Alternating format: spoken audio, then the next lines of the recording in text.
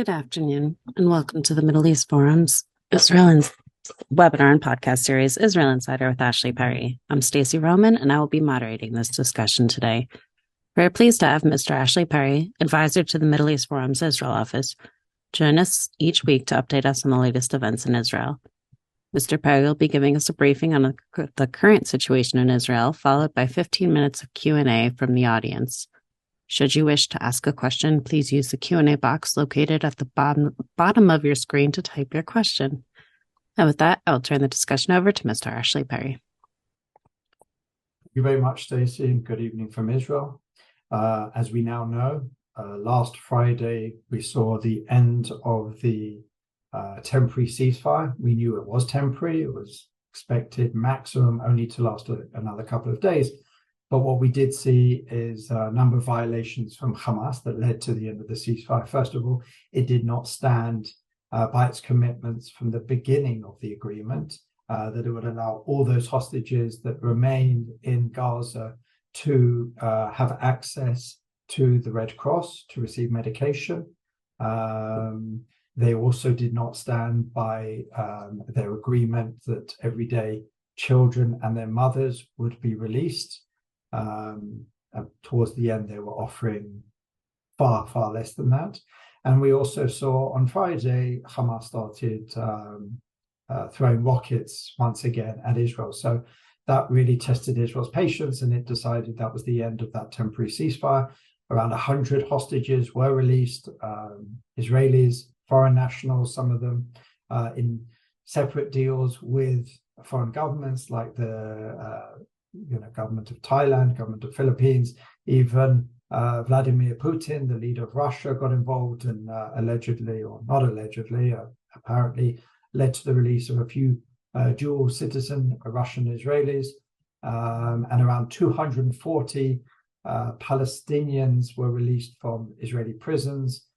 These were, again, minors and women, but as opposed to the Israelis, these were people who had been convicted or on their way to being convicted of security-related offences, whether attempted murder or belonging to a terrorist organization or inciting to murder. But that was the deal that was made. There was an expectation that perhaps it would last longer, but clearly Hamas was not able to abide by its own conditions. So a decision was made to resume the fighting on Friday. There was quite a bit of uncertainty whether those days of inaction would harm the IDF advances and progress that it had made, especially in the north of the Gaza Strip, throughout the first weeks of the fighting. But it does not seem that it has. The IDF, according to the spokesman today, are making great gains in Khan Yunis in the south of the Gaza Strip. It is moving at very fast speed, apparently, into these areas, while trying to take over some of the remaining pockets in the north of the Strip that the IDF had not completely conquered in the first weeks. There was some details about exactly what's going on in the Strip, and anyone who wants to know those sort of details, I would urge you to read some of the IDF spokesman's remarks about exactly which brigades are where and what they're doing. But it's clear that Israel is trying to make up for lost time and apparently being quite successful in it. Part of the reason is because, it wants to try and get as many Hamas terrorists, as much of the Hamas terrorist infrastructure as possible, but also, just as importantly at this point, to try and get ahead of the diplomatic clock. Now, this phrase, the diplomatic clock, has been used in countless Israeli operations before. I'm not sure where you see it anywhere else in the world. I've never heard it. Someone was to correct me where there's this use of a euphemistic diplomatic clock when dealing with a conflict anywhere else in the world, but it's something that Israelis are very familiar. What it means is at the beginning of the war, a clock has already started, depending on how much time the international community gives Israel to finish its job, whatever that may be, and up until the point where the international community say, that's it, your time is up, what you have achieved, and now we must press for a ceasefire. that clock is ticking. Interestingly, while officially the American administration has not talked about a time limit, Secretary Blinken, who was here recently, did say in a meeting with Defense Minister Gallant, when he said this could take months, he retorted, "You don't have credit for that." And that's something which is very much playing in Israeli minds, especially decision makers. Exactly how much time does it have? A lot of people are talking about the end of January. We've just had quite a few wintry days, which makes it more problematic. But as I said, the second phase of the war is very much underway. It is going pretty well, according to all accounts. Half of all Hamas battalions, and this is what Prime Minister Netanyahu said yesterday, half of all Hamas battalions have already been killed. There is fierce fighting today. There was talk of hand-to-hand, face-to-face fighting. Really, small arms fighting. This is not from the air. This is not from the tanks. This is not launching rockets. This is literally, man-to-man sort of combat. But again, these Israeli troops are highly trained, so they've made quite a lot of gains. What is symbolic and significant of today is there was this talk of Israel closing in on Yahya Sinwar's home in Khan Yunis, which is very symbolic because Yahya Sinwar is the number one target above any other in the Hamas organization in the Strip itself. There are many other leaders outside, but Yahya Sinwar is clearly the man on the ground that's running the show. He is the one that was negotiating on the other side that during the hostage negotiations. He is seen as someone with a highly psychopathic mentality by the Israeli side. He is the one who is quite prepared to sacrifice every last Gazan as long as he remains safe and he can continue fighting. So it is anything to do with Sinwar is considered highly symbolic, and apparently the Israeli forces have basically reached his house and probably will see the demolition of that at some point, really to give him less place to go and less place for him to be able to continue fighting against Israel, to really try and narrow the space that Sinwar has. It's clear, as Israeli talking heads have said on many occasions, that Sinwar is not in the house, he's not above ground, he's somewhere underground. But there is this feeling that things are closing on him and many of the other Hamas leaders at this point. What we do also see in the second phase is, and this is also really taking into account some of the concerns chiefly by the US, is trying to limit as many casualties as possible. I mean, already Israel was taking more measures than any army in modern history, and perhaps history itself, by dropping leaflets, by making phone calls, by going house to house and trying to alert civilians to leave, and creating humanitarian corridors to get civilians out of the area of conflict, something really that the international community should be assisting with, something that the international aid organizations usually ensure. It's left to the Israeli army. And of course, there are cries of international war crimes against Israel. And quite clearly, this is something that the international community usually does and does in every other conflict in the world. But here, in the second phase, we're seeing even further. The Israeli armed forces put out a grid of Gaza explaining not just where it is now, but where it's going to go next. And that is really unprecedented, because not only is it trying to minimize casualties and let civilians know where, if they're in the firing line ahead of time, but obviously it also alerts the Israel's enemies, Hamas, Islamic Jihad, exactly where it is and exactly where it's going to go next, which obviously harms its goals. It endangers its soldiers on the ground, and that really is how far Israel is going. It seems to have pleased the American government. They did mention, some of the spokespeople did mention that Israel is taking extra measures to try and limit casualties. So that does seem like something which the Americans have specifically asked for. Where an area where there is still disagreement, and something which is really being pushed, especially by Vice President Kamala Harris, is the day after. While the Americans and part of the other members of the international community are very much pressing Israel on what's going to happen the day after. Israel is very much at this point focused on the day today, which is to try and eradicate Hamas, as it's made clear. The goals of this war or this operation are to eradicate Hamas's rule from the Gaza Strip, to release the hostages and ensure the Gaza Strip is not able to threaten Israel in the future. The US is still pressing the idea of the Palestinian Authority. Netanyahu and various other members of the government have been very specific that the PA cannot take over because it has no legitimacy to. It's just as bad as Hamas, and it's failed to in the past. So that doesn't seem to be something the Israelis are counting at this point, but we'll have to wait and see.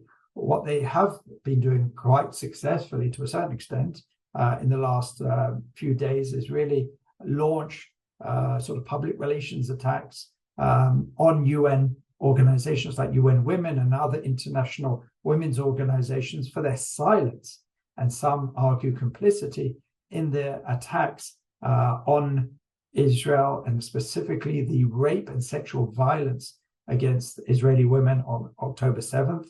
The absurdity that it took UN Women 50 days to comment even on the allegations, or the reality rather than allegations. Now we have evidence and proof.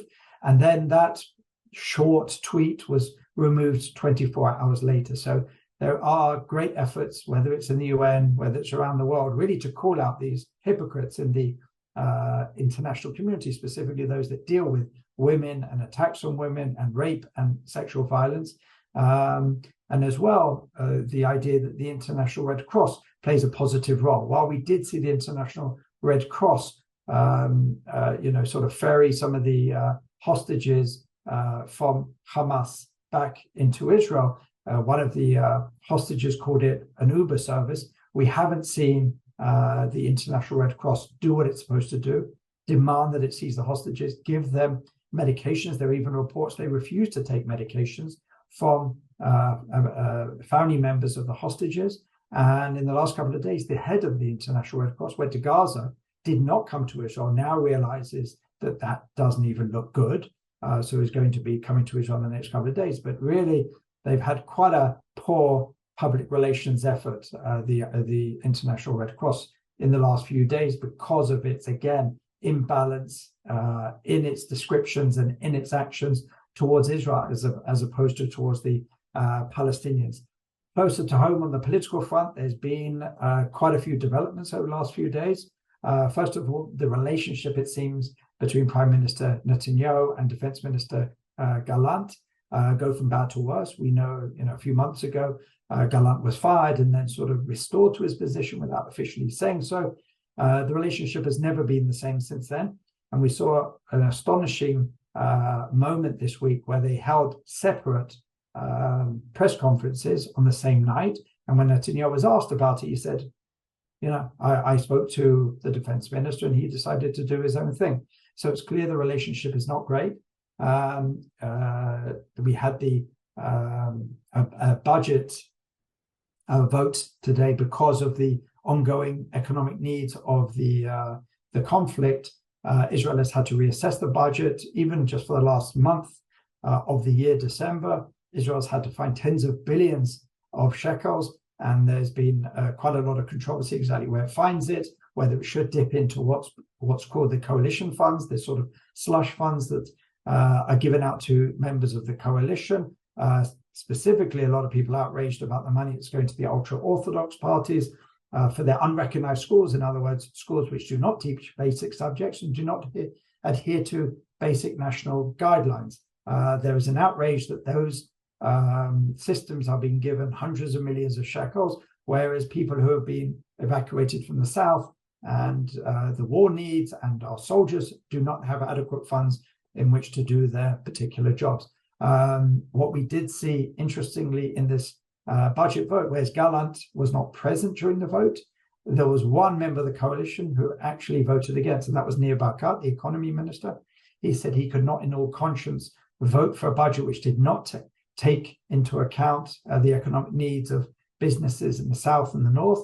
But more than that, it's clear that this was probably the first salvo in an attempt by Barkat to present himself as an alternative to Netanyahu. Netanyahu, as we know, according to polls, has extremely low favorability rating at this point.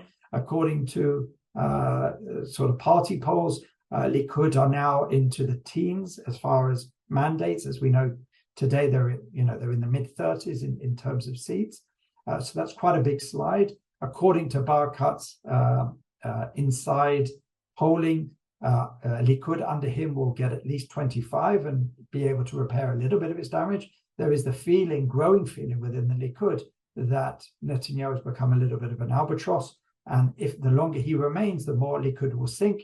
And according to some of these projections from within the Likud, it could mean that Likud will be out of power for a generation if Netanyahu sticks to the helm. These are all things that are sort of pushed out in the media by the relevant politicians, by those who see themselves as successors.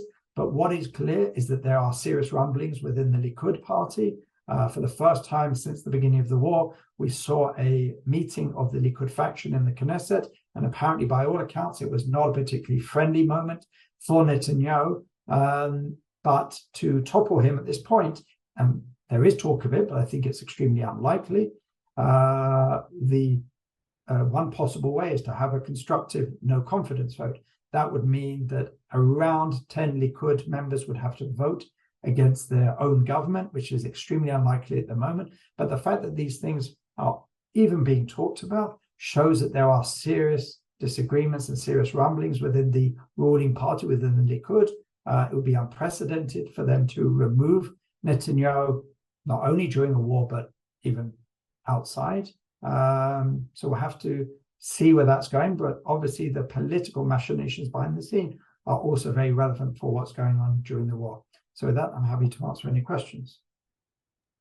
Thank you so much. We have quite a few questions in already. The first one is from Ken Leiter asking, what is the political fallout from the contentious meeting between Netanyahu and the returned Israeli hostages? Well, there's been quite a lot of leaking from that meeting. As you can imagine, it was extremely agitated. The hostages' families forum, especially those who still have family members there, and there were some members there who were released themselves, and most of the released hostages still have family members themselves still in Gaza. They were extremely angry with Netanyahu. First of all, they felt he failed them, even in the lead up to the war, what happened on October 7th, and that he wasn't able to get more hostages out. There's a feeling that, especially amongst hostages' families, and one can understand that, they wanted the conditions of the release of hostages to continue, to look at some other categories. Israel basically said that it only wanted to discuss the original category, and only when that was exhausted, in other words, children and their mothers, then they could talk about other groups as well. Hamas wanted to move on to some other groups, but Israel wanted to first exhaust all those children and mothers. So it was extremely contentious. Some of the comments that came out were, from Netanyahu certainly didn't look good, which agitated many of those present even further. The more these things are leaked, certainly, Netanyahu is never going to win in these type of meetings. He wasn't even supposed to have the meeting, but because of public pressure from the forum and the media, the meeting was moved forward. It was always clear that someone was going to record it and leak it to the media, and it's been played out quite a lot. As I said, it did not make Netanyahu look good, but he was in an almost impossible situation. He has to explain one can understand, as he himself said, families were literally going through hell at this point. So it was a very difficult moment for him, and the sort of the facade that he's trying to create with his regular press briefings, that he's in charge, things are going well, things are going according to plan, but certainly there was a loss of control of that particular imagery within the leaked discussions with the hostage families forum. Thank you. Carrie Hillebrand asked, do we have an estimate of the Israeli casualties in the Khan Yunis offensive? And David Fine follows up, what level of casualties has the IDF sustained to date? I can't remember the exact numbers.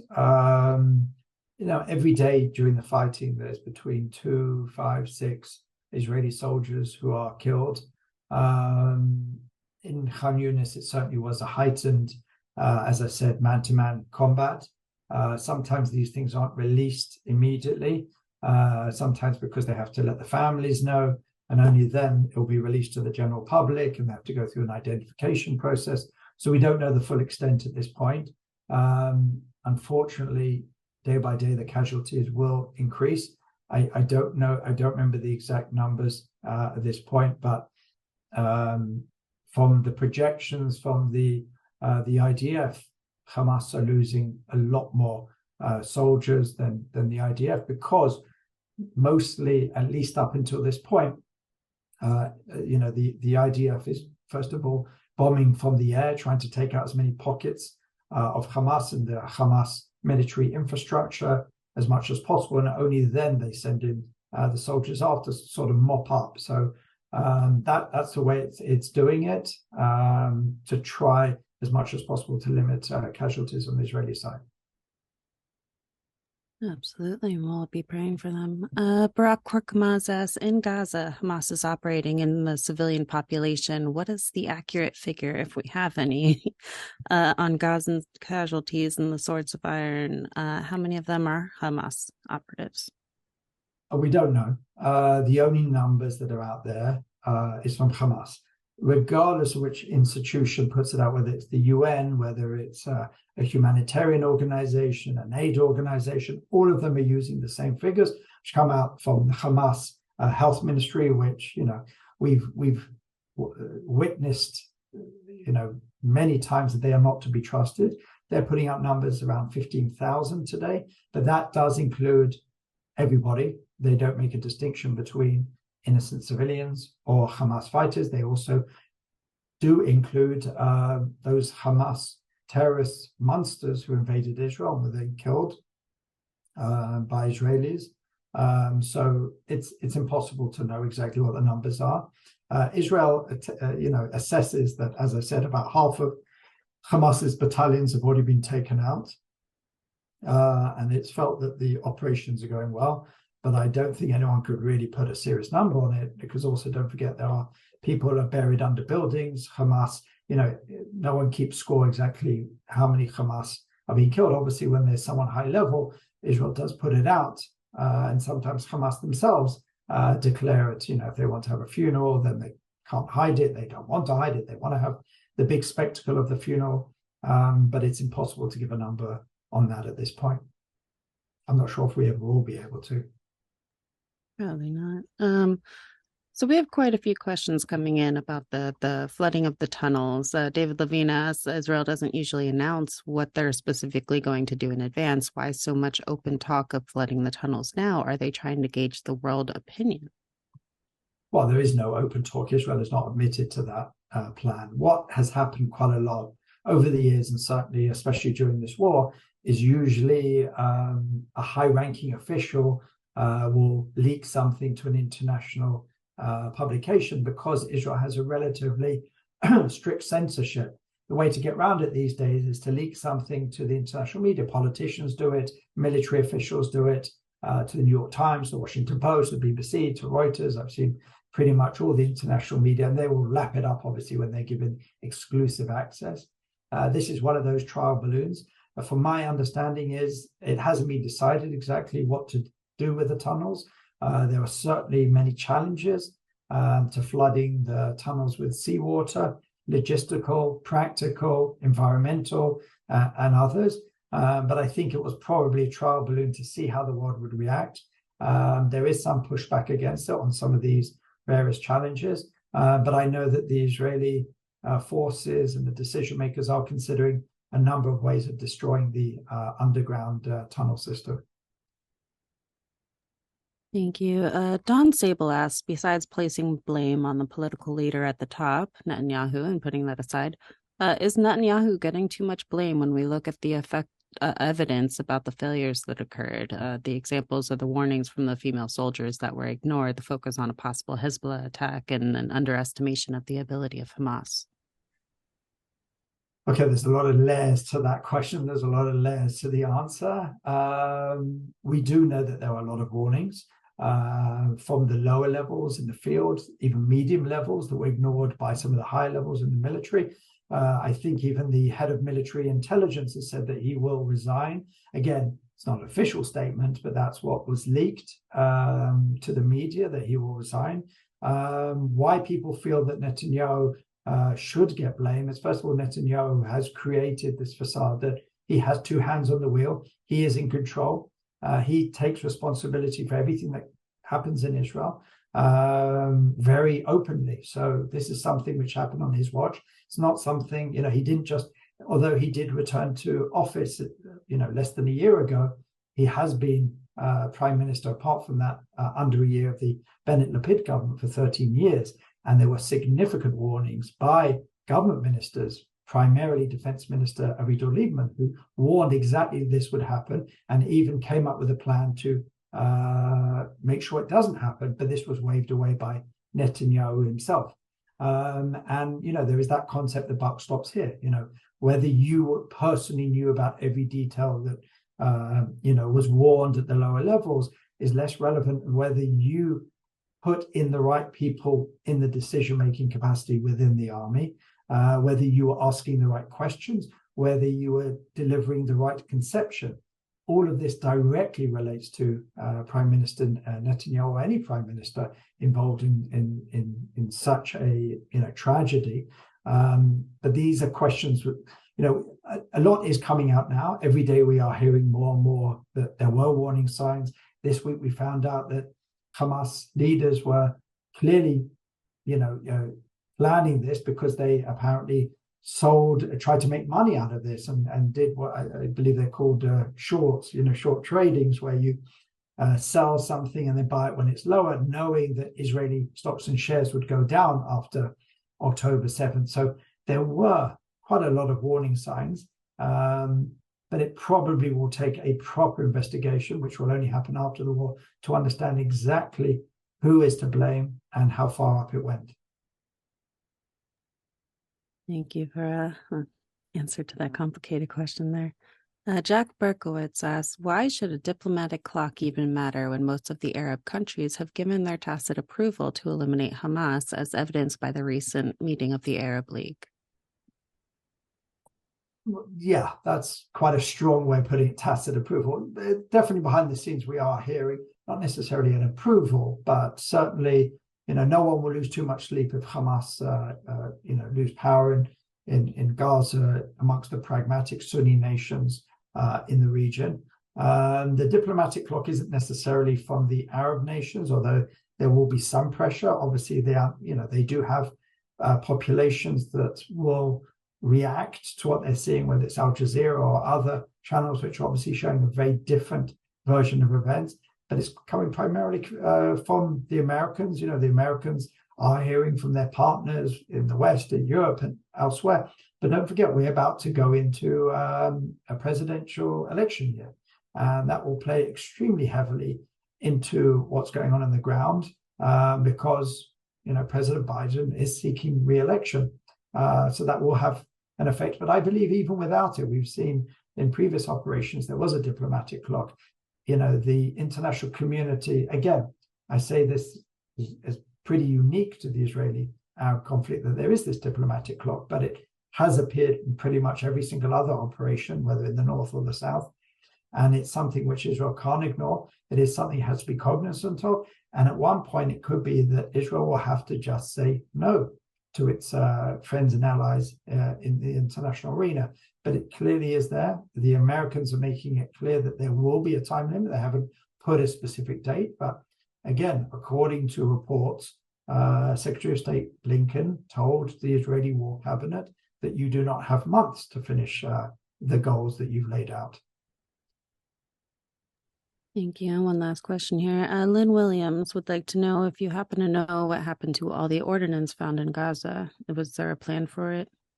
No. Today, they actually found a massive weapons cache. I think it was near Khan Yunis. Incidentally, or not incidentally, very importantly, it was found right next to a school and a medical clinic.